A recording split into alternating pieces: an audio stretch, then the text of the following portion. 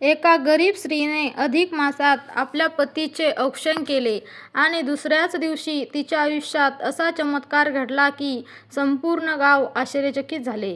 पण हा चमत्कार धनसंपत्तीचा नव्हता, तो होता अखंड सौभाग्य, पतीचे दीर्घायुष्य आणि भगवान श्रीकृष्णांच्या कृपेचा. अखेर त्या स्त्रीने असे कोणते कार्य केले होते आणि अधिक मास संपण्यापूर्वी प्रत्येक सुवासिनीने पतीचे औक्षण का करावे, जाणून घेण्यासाठी ही पौराणिक कथा शेवटपर्यंत नक्की ऐका. खूप वर्षापूर्वी एका सुंदर गावात मधुकर नावाचा एक साधा, प्रामाणिक आणि मेहनती मनुष्य राहत होता. त्याची पत्नी शीला अत्यंत पतिव्रता, धार्मिक आणि देवभक्त होती. दोघांचे संसार जीवन प्रेमाने भरलेले होते, परंतु त्यांच्या आयुष्यात एक मोठी अडचण होती. खूप गरीब होते. दिवसभर कष्ट करूनही त्यांच्या घरात 2 वेळचे अन्न मिळणे कठीण होते. अनेकदा शीला स्वतः उपाशी राहून आपल्या पतीला जेवण वाढायची, तरीही तिच्या चेहऱ्यावर कधी दुःख दिसत नव्हते. शीलाचा एकच विश्वास होता, भगवान श्रीकृष्ण जे करतात ते आपल्या भल्यासाठीच करतात. एकदा एका गावात विद्वान संत आले. संपूर्ण गाव त्यांचे कीर्तन ऐकण्यासाठी जमले. शीलाही तेथे गेली. संतांनी अधिक मासाचे महत्त्व सांगताना म्हटले, हा महिना भगवान पुरुषोत्तम श्रीकृष्णांना अत्यंत प्रिय आहे. या महिन्यात केलेले दान, जप, तप, व्रत आणि सेवा अनेक पटींनी फळ देतात. शीला मन लावून ऐकत होती. तेव्हा एका स्त्रीने संतांना प्रश्न विचारला, महाराज, विवाहित स्त्रियांनी या महिन्यात कोणते विशेष कार्य करावे? संत हसले आणि म्हणाले, सुवासिनी स्त्रीने या महिन्यात आपल्या पतीला भगवान विष्णूंचे रूप मानून त्यांचे आदरपूर्वक औक्षण करावे. यामुळे पतीचे आयुष्य वाढले, कुटुंबात सुख शांती नांदते आणि भगवान पुरुषोत्तमाची विशेष कृपा प्राप्त होते. हे ऐकून शीलाच्या मनात आनंद भरला. त्या दिवसापासून शीलाने अधिक मासाचे व्रत सुरू केले. ती दररोज पहाटे उठून स्नान करत असे, तुळशीला पाणी घालत असे, श्रीकृष्ण नामस्मरण करत असे आणि संध्याकाळी दिवा लावत असे. दिवसागणिक अधिक मास पुढे सरकत होता. शेवटचे काही दिवस उरले. शीलाने मनाशी ठरवले, अधिक मास संपण्याआधी ती तिच्या पतीचे औक्षण नक्की करीन. पण तिच्यासमोर एक अडचण होती. घरात ना फुले होती, ना मिठाई, ना नवीन कपडे. औक्षणासाठी लागणारे साहित्यही नव्हते. क्षणभर ती चिंतेत पडली, पण लगेच तिला संतांचे शब्द आठवले, देवाला वस्तूची नव्हे तर भावनेची गरज असते. दुसऱ्या दिवशी सकाळी शीलाने अंगण स्वच्छ केले. तिने सुंदर रांगोळी काढली, घरात असलेल्या थोड्याशा हळदी कुंकवाची तयारी केली, एक छोटासा दिवा लावला, तांदळाच्या काही अक्षता तयार केल्या आणि संध्याकाळी पती घरी आल्यावर त्याला आदराने पाटावर बसवले.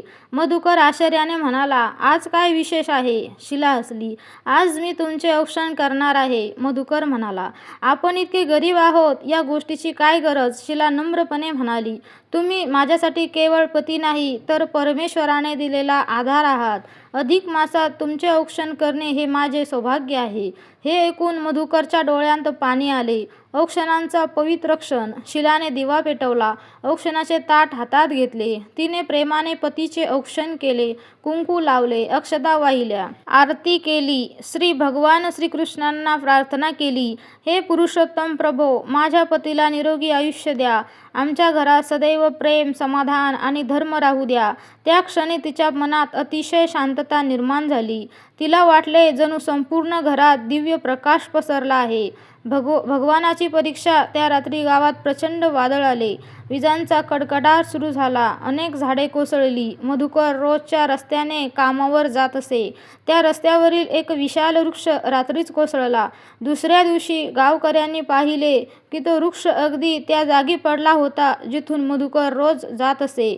जर तो रात्रीच बाहेर गेला असता किंवा पहाटे अंधारात निघाला असता तर मोठा अनर्थ झाला असता. शीलाने भगवानांचे आभार मानले. तिच्या मनात विश्वास दृढ झाला, भगवान आपल्या भक्ताचे रक्षण करतात. त्या रात्री शीलाला एक अद्भुत स्वप्न पडले. तिने पाहिले की समोर भगवान श्रीकृष्ण उभे आहेत. त्यांच्या चेहऱ्यावर मोहक हास्य होते. भगवान म्हणाले, शीला, तू केलेले औक्षण मला अत्यंत प्रिय झाले. शीला नम्रपणे म्हणाली, प्रभो, मी तर माझे कर्तव्य केले. भगवान म्हणाले, तू गरिबीतही श्रद्धा सोडली नाहीस. वैभव नसतानाही प्रेमाने केलेली सेवा मला सर्वात प्रिय असते. तुझ्या घरात माझी कृपा सदैव राहील. इतके बोलून भगवान अदृश्य झाले. काही दिवसांनी गावातील एका श्रीमंत व्यापाऱ्याने मधुकरची प्रामाणिकता पाहिली. त्याने मधुकरला चांगली नोकरी दिली. हळूहळू त्यांच्या घरची परिस्थिती सुधारू लागली. पण सर्वात महत्त्वाची गोष्ट म्हणजे त्याच्या घरातील प्रेम, आदर आणि श्रद्धा अधिक वाढली. मधुकरने कधीही या बदलाचे श्रेय स्वतःला दिले नाही. तो नेहमी म्हणायची, हे सर्व पुरुषोत्तम प्रभूची कृपा आहे. काही वर्षांनी शीलाची कथा संपूर्ण गावात प्रसिद्ध झाली. गावातील स्त्रिया तिच्याकडे येऊन विचारू लागल्या, तुझ्या सुखाचे रहस्य काय आहे? शीला म्हणायची, सुखाचे रहस्य संपत्तीत नाही, सुखाचे रहस्य श्रद्धा, प्रेम आणि परस्पर आदरात आहे. ती त्यांना अधिक मासातील पतीच्या औक्षणाचे महत्त्व सांगायची. या कथेतून आपल्याला एक महत्त्वाचा संदेश मिळतो. अधिक मास हा केवळ धार्मिक विधी करण्याचा काळ नाही, तो आपल्या नात्यांमध्ये प्रेम, आदर आणि कृतज्ञता वाढवण्याचा काळ आहे. पतीचे औक्षण म्हणजे केवळ एक परंपरा नाही, तो पती पत्नीमधील विश्वास, सन्मान आणि मंगलभाव व्यक्त करण्याचा संस्कार आहे. जेव्हा श्रद्धेने, भक्तीने आणि शुद्ध मनाने हे कार्य केले जाते, तेव्हा भगवान पुरुषोत्तमाची कृपा प्राप्त होते, असे मानले जाते. मित्रांनो, अधिक मास संपण्यापूर्वी प्रत्येक सुवासिनीने आपल्या श्रद्धेनुसार आणि कुटुंबाच्या परंपरेनुसार पतीचे औक्षण अवश्य करावे. लक्षात ठेवा, देवाला मोठ्या वस्तूची गरज नसते. त्यांना हवी असते ती शुद्ध भावना. जर तुम्हाला ही पौराणिक कथा आवडली असेल तर व्हिडिओला लाईक करा, चॅनलला सबस्क्राईब करा आणि जय श्रीकृष्ण असे कमेंटमध्ये नक्की लिहा. भगवान पुरुषोत्तमाची कृपा आपल्याला सर्वांवर सदैव राहो. जय श्रीकृष्ण. जय पुरुषोत्तम महाराज की जय.